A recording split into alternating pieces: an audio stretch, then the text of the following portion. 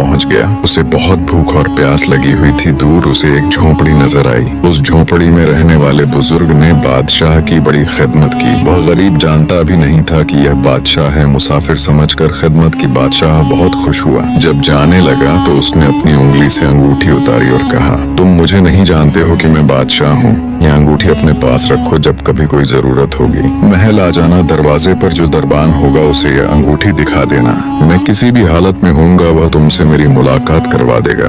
बादशाह चला गया। कुछ दिन के बाद उसे कोई जरूरत पेश आई। साथ ही बादशाह की दी हुई अंगूठी भी संभाल कर रखी थी। वह देहाती बुजुर्ग महल के दरवाजे पर पहुंचे। कहा, बादशाह से मिलना है। दरबान ने उसे ऊपर से नीचे तक देखा, जैसे उसकी औकात तौल रहा हो कि वह बादशाह से मिलने के काबिल है या नहीं। दरबान कहने लगा, नहीं मिल सकते, पहले अपनी औकात तो देखो। उस देहाती आदमी ने फिर वह अंगूठी दिखा दी।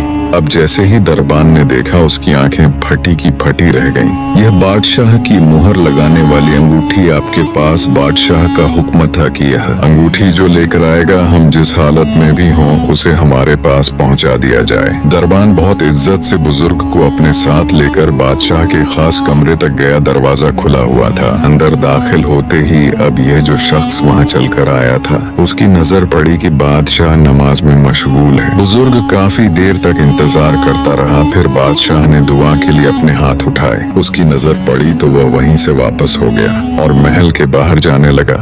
दरबान ने कहा, बुजुर्ग इतने दूर से आए हो, सफर करके आए हो, मिल तो लो। बुजुर्ग ने कहा, अब नहीं मिलना है, काम हो गया, अब वापस जाना है। थोड़ी दूर चला गया। जब बादशाह फारिग हुआ, दरबान ने कहा, ऐसा आदमी आया था, यहाँ तक आया, फिर वापस जाने लगा।